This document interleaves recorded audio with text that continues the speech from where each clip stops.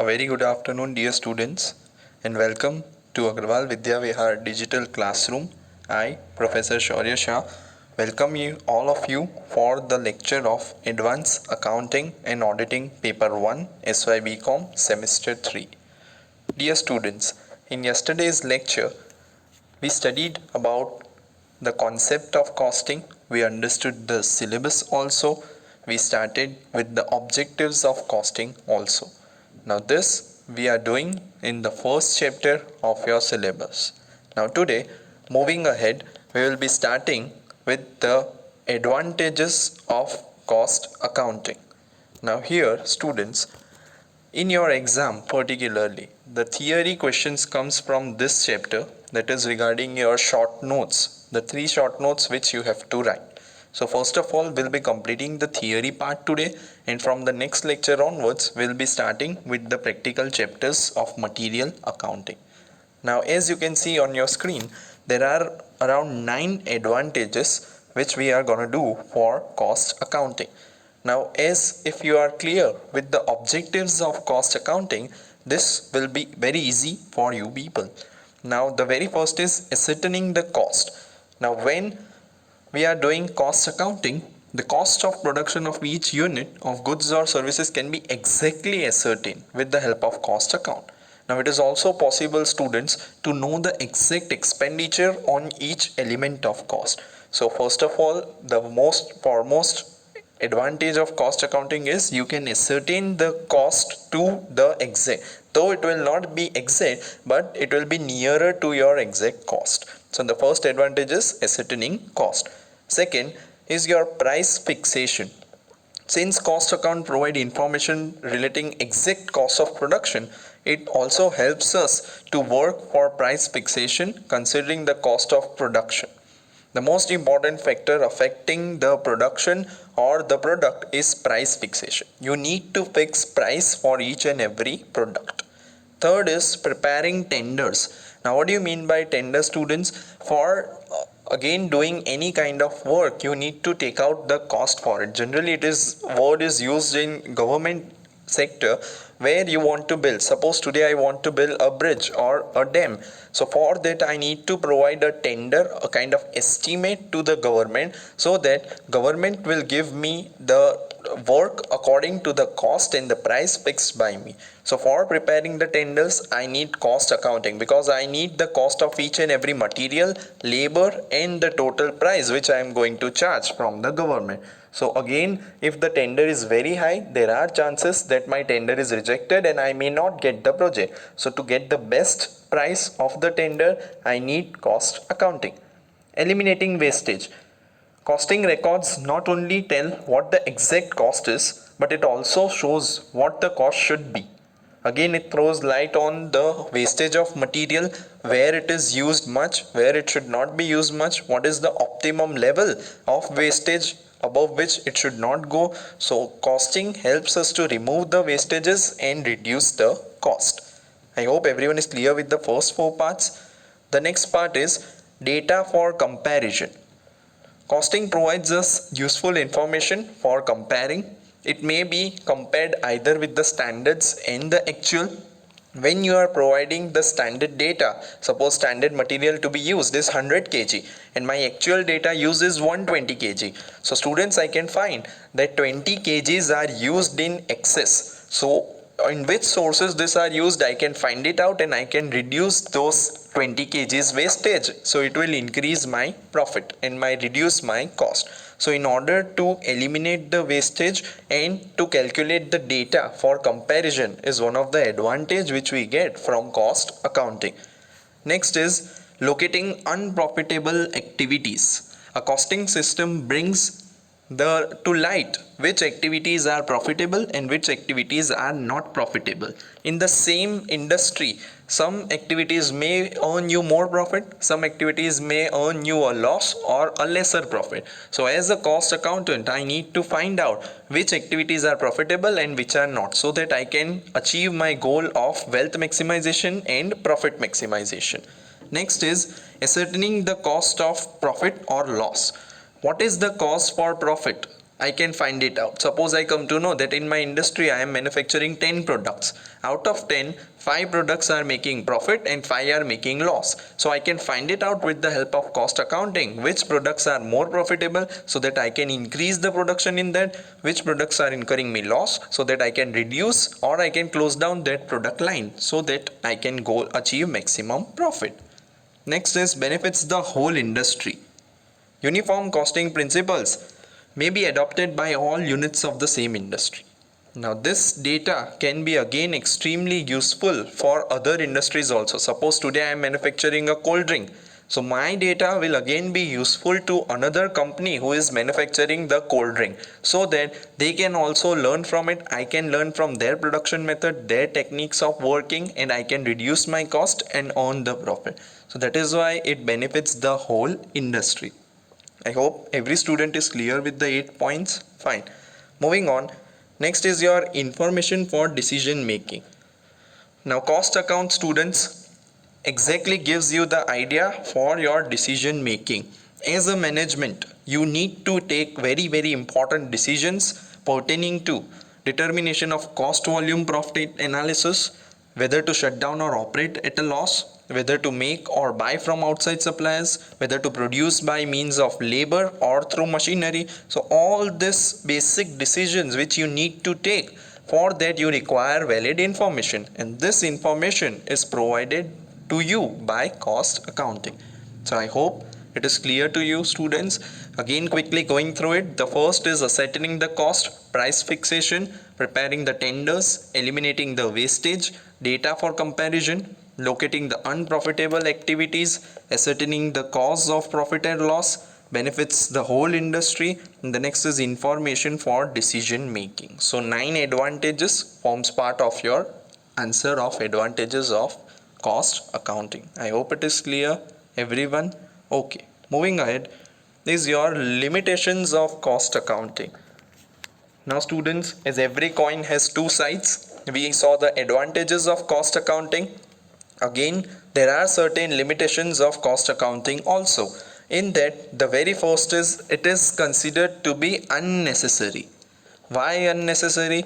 Because the cost which we are getting from the industrial data, it is not necessary to calculate every time. Suppose I am into a industry where my costing is not very much high, so calculating every time so much of data, collecting it, analyzing it involves also cost. So many a times it happens that it is unnecessary. That's why cost consciousness must be cultivated among the enterprise itself so that they can survive in cutthroat competition. So that is why this data many a times leads to increase in cost, which will lead to increase in selling price also. So that is why it is unnecessary. Second disadvantage, it is expensive. Another important argument against it is very expensive, because for calculating the cost, for calculating the accounts, you need various kind of specialized cost and management accountants. Hiring them, they will charge high fees and it is expensive process. Collecting data itself is a very costly process. That is why it is a limitation. Third is your complicated. A costing system is complicated and it is argued that it is not easily understood by the common man. As an average employee or as a common man, I will not again be very easily understanding what are the costing methods, what are the costing concepts, and a proper training is needed. So while giving proper training to the employees for the particular costing system, it is a very complicated system. The fourth one is cost arrived is not exact. Now dear students, the cost which you are getting, I cannot say that it is perfectly or it is a exact or a correct information. On the basis of information and details which I am getting, I calculate my cost accordingly and estimate my cost accordingly. It is possible that allocations or overheads to various costs is at arbitrary. So use of standard cost method is based only on estimates. So this estimates may prove wrong and the entire cost arrived may be incorrect. So this are main four limitations. it is unnecessary, it is expensive, it is complicated, and the cost arrived is not exact. I hope everyone is clear with this 4. We have studied 9 advantages of cost accounting. We have seen 4 limitations of cost accounting. I hope it is clear. This is also asked one of the times in your university exams for 4 marks. Is it clear? Fine. Now we are completing the theory part of the chapter, students. The most important thing starts from now that will be useful for your entire 2 semesters, right? That is semester 3 and semester 4.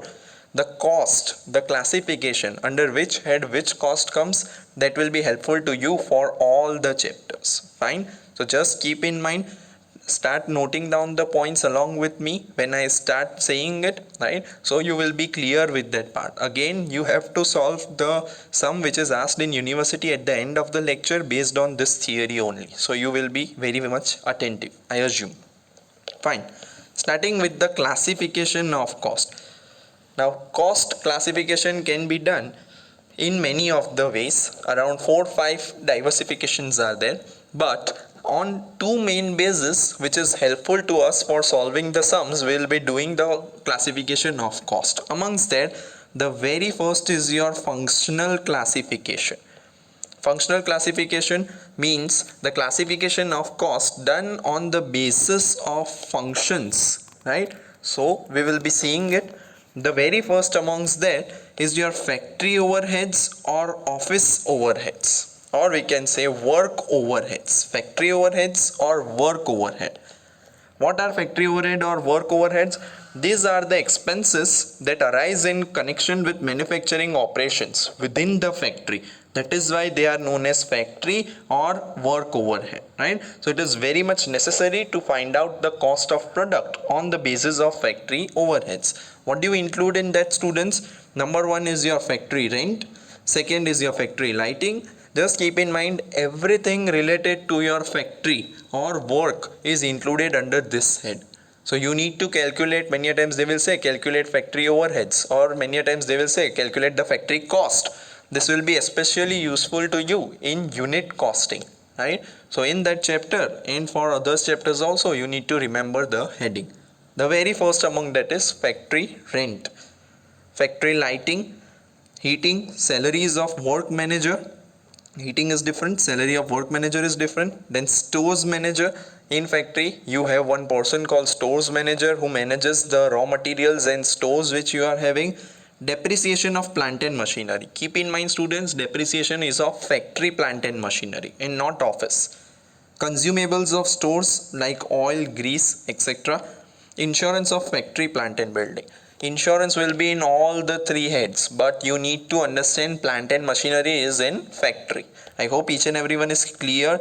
So factory overheads you need to calculate any time. Just keep in mind one keyword. Whenever the factory word is used, it always comes under the factory overheads and it should be related to your manufacturing or production. I hope the first head is clear. Moving on to the second head, that is administrative overheads or office overheads. The cost, the expenses which are related particularly to administrative or office is known as your office overheads or administrative overheads. It includes salary of office staff, the salary which is paid to office staff, office rent and taxes. Here the word office rent and taxes is there. If I just add the word factory rent and taxes, it will go to factory overheads. Is it clear? Fine. Depreciation of office building, that was depreciation of factory building.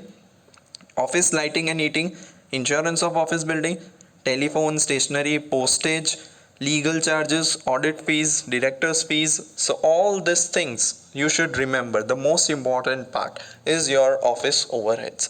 So once your factory overheads is completed, you start using administrative overheads. In that you have everything related to your office and your stationery, audit fees, legal charges and director's fees also. I hope everyone is clear with the second classification. Fine. Now the third classification. Remember, students, we all are using this under the head of functional classification only. This is the very first broad heading we are studying. The third is your selling and distribution overheads.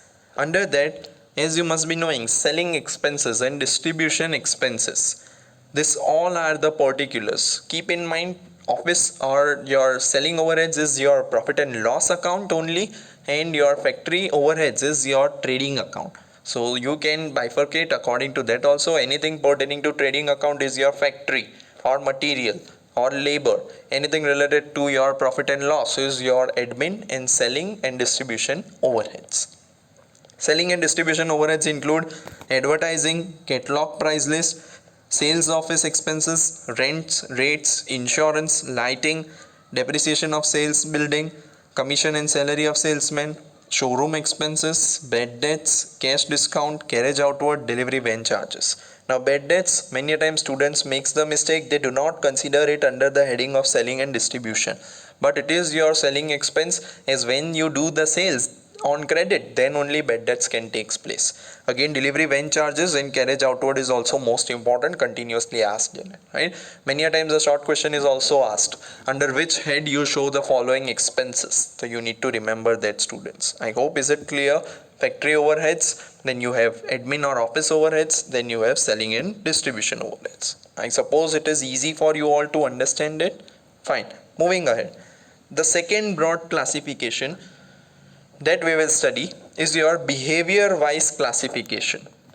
Under behavior wise classification, the very first is your fixed overheads. Now you all must be knowing this some or the other way, right? Many a part you must be aware of. In the last lecture I gave you 2 MCQs also on the basis of fixed and variable overheads, just to know whether you know the answer or not. Fixed overheads. Now students, fixed overheads are those expenses which remains fixed irrespective of the production level. If the production level is 0 also, you need to pay the fixed expenses. So they are fixed in nature. The total amount remains fixed. If I produce 1000 units also, my rent will remain the same. If I produce 0 unit also, my rent will remain the same, right? So this all forms part of your fixed overheads or fixed expenses. What are the examples? You need to remember each and every one. Rent and rates of factory and office, manager's salary, insurance premium, all these are fixed in nature, students. They are not concerned with the production level. Audit fees, bank charges, canteen expenses, interest on capital, legal charges, office expenses, salaries, pension charges, etc. So all those who are fixed in nature, you need to remember under the heading of fixed overheads. I suppose it is easy. Second, variable overheads. These are the overheads which changes and fluctuates according to the variability in production. Material, take for example, if I produce 100 units, I require material according to 100 units. If I produce 0 units, no material required.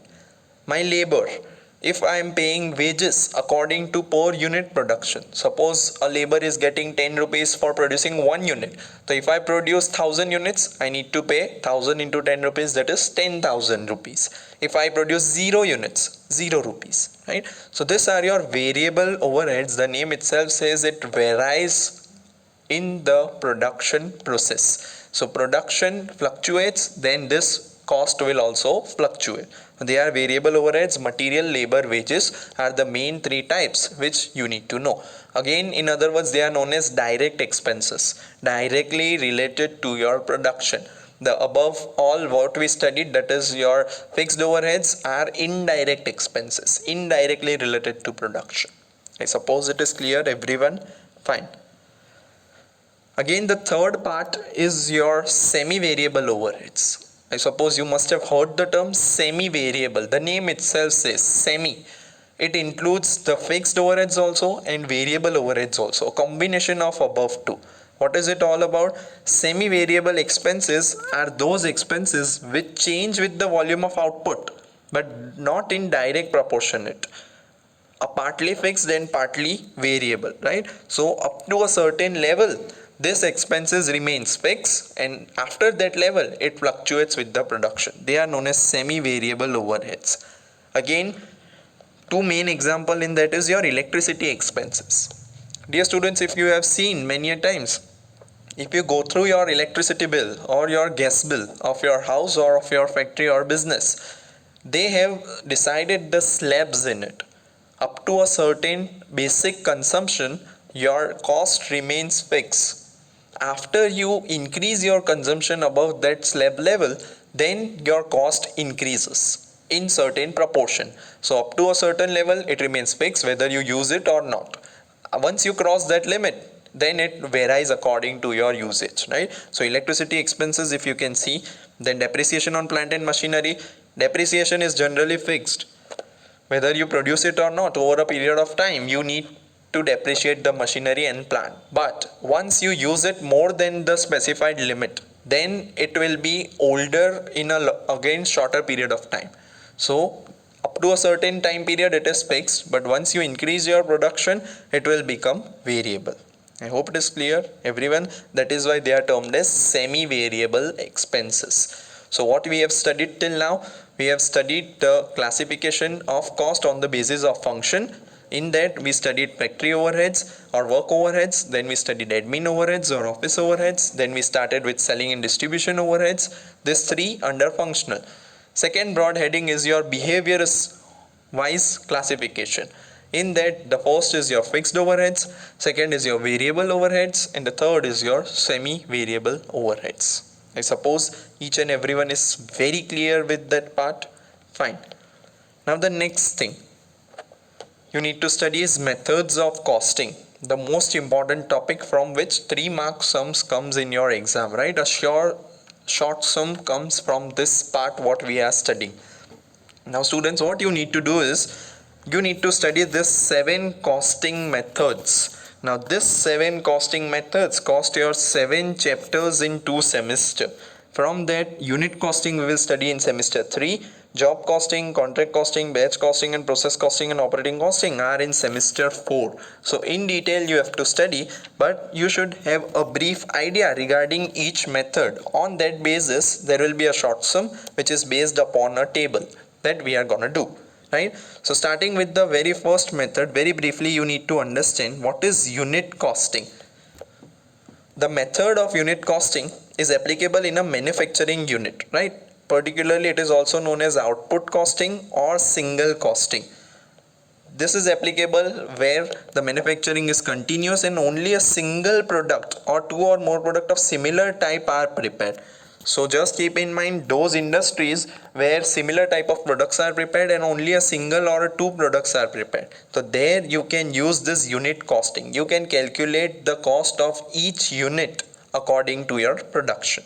Is it clear, everyone? Fine. Now the second thing is job costing. What is job costing? Job. Here in costing, job is a specific work undertaken at the instance of a customer, right? The customer gives you the idea for a specific type and you prepare your work according to it. Just take example of your fashion industry or in interior designing. Customer gives you the specification, the necessities, and according to which you design a specific product for a particular customer that cannot be given to any other thing, right? That is known as job costing. You take up a job. Suppose you are in paper industry, you want to publish your own book. So this book cannot be given to another people. It is according to your specification. So that is job costing. The method of costing which is used to ascertain the cost of a specific job or order is known as job costing. I suppose it is easy. When we will see the examples, it will be more clear to you. Third is contract costing. It is also known as contract or terminal costing. Another variant of job costing is known as contract costing. You take up a specific contract. Generally, this method is used for constructing a building, either a ship, a bridge, or a specialized big machine. The volume of contract costing is very much high. So in order to compile the cost of each contract specifically, contract costing is used. I suppose it is clear to each and every student. Fine. Next is your batch costing. Batch costing is also a variant of job costing only. It is employed where orders or jobs are arranged according to the batches and convenience of production. Generally, this method is used in pharmaceutical companies or biscuit industry. There you can see students, if you see a medicine or a biscuit, then on that packet a batch number is written.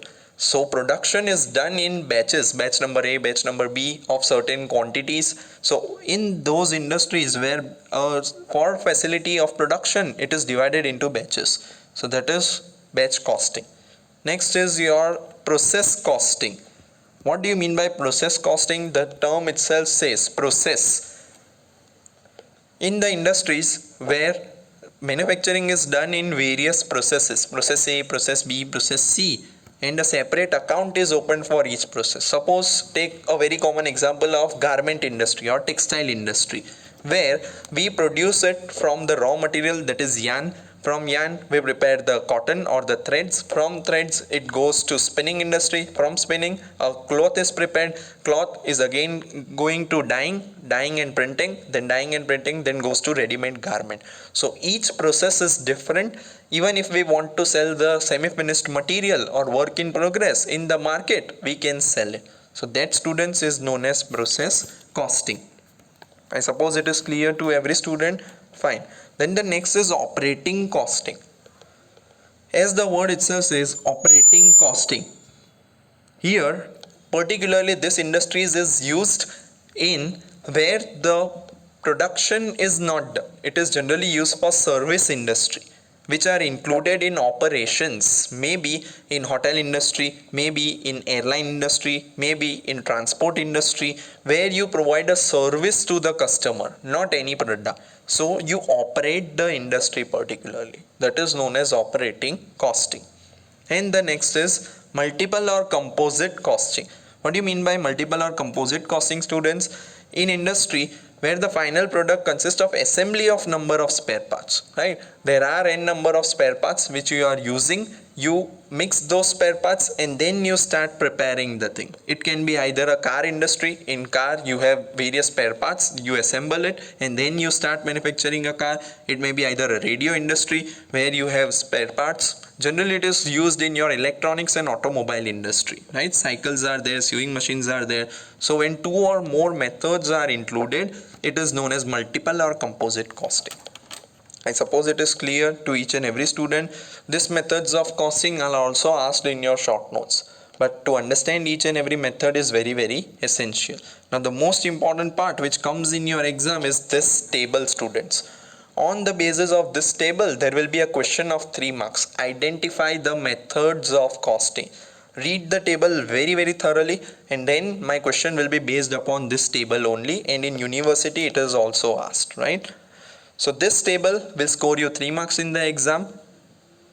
What you need to do is you need to study the methods of costing, then you need to study the industries in which this method is particularly used. So the very first is unit output or single costing. Mines and quarries are there, brickwork, dairies, poultry floor farms, that is poultry farms, flour mills, breweries, paper mills, cement industry, steel plants. Why unit costing is used? Because same type of products are made. If it is a mine, coal mine, then coal is the single unit. If it is a brickwork, then per unit of brick. Dairy industry, per liter of milk. Then if it is a flour industry, per kg. Paper mills. The things which are highlighted in yellow are again and again asked in university, right? They will say for paper mills which industry is used. So you need to write down which method of costing is used. You need to write down unit output or single costing. You will score half mark. They will be asking 6 or 7 out of this table. I suppose it is clear to each and everyone. Fine. Next is job costing.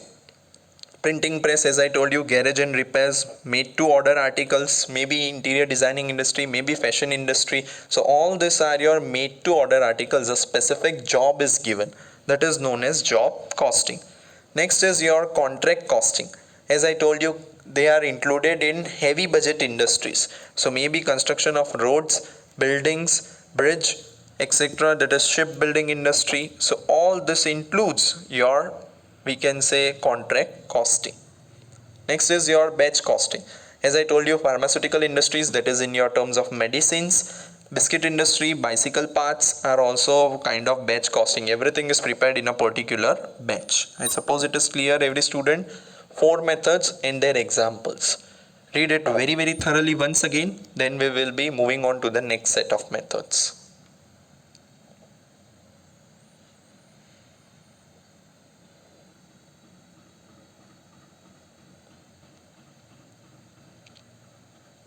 Okay, I suppose it is clear. Next is your process costing. As I told you, the method is divided into various processes. In that, the very first is your chemical works, second is your oil refinery, third is your textile, most important for your exam. Every time it is asked in your exam. Confectionery, that is related to your bakery industry, and the soap industry. Each and every process is included. Next is your operating costing. As I told you students, operating costing includes your service industry. Maybe it's railway, maybe it's transport services, maybe it's electricity, maybe it's hotel industry, hospital, gas supply, etc. So these are the important service industry where operating costing is used. Next is your multiple or composite costing.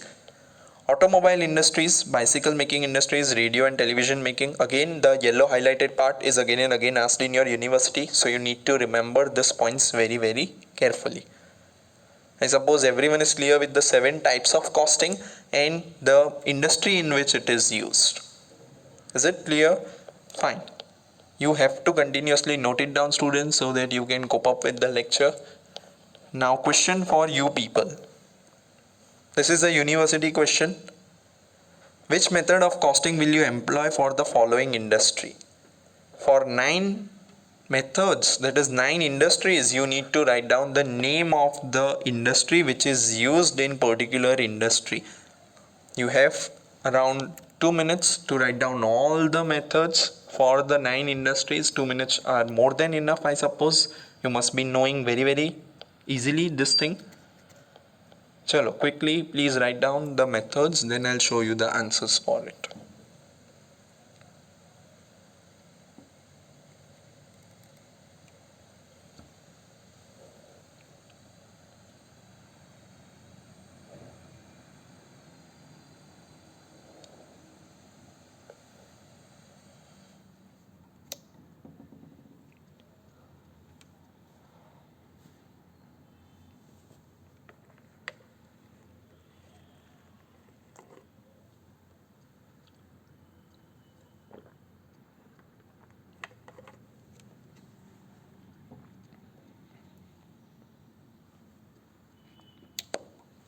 I suppose everyone has written the answers, students.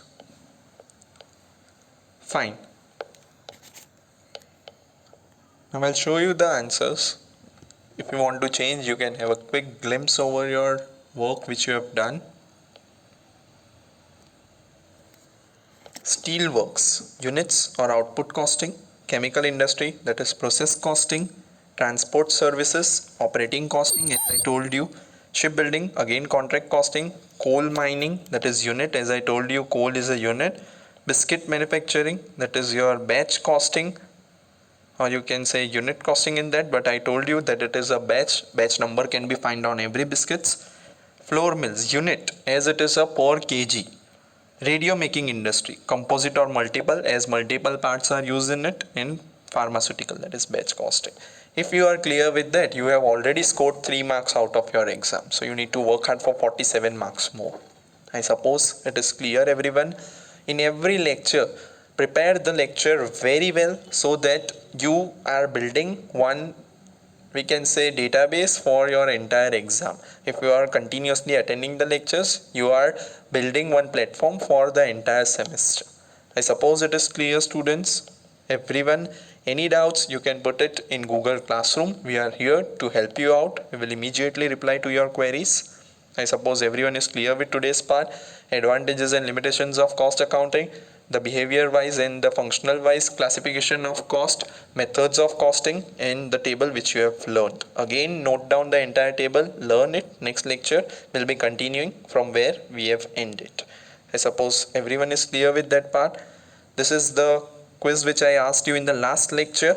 Which of the following is a fixed cost? Now you must be very much clear with that. Rent, salary or office expense. That is, all of the above is the answer. Again, second, I asked in the last lecture, which of the following is a variable cost? Rent, material and power. So rent and power, that is both A and C, is the correct answer. I told in the last lecture also, you must be very much clear with that part, I suppose. Okay. Thank you all students for your kind attention. This is Professor Shaurya Shah teaching you Advanced Accounting and Auditing Paper 1 SYBCom Semester 3. See you very soon in the next lecture. Take care, study hard. Thank you so much.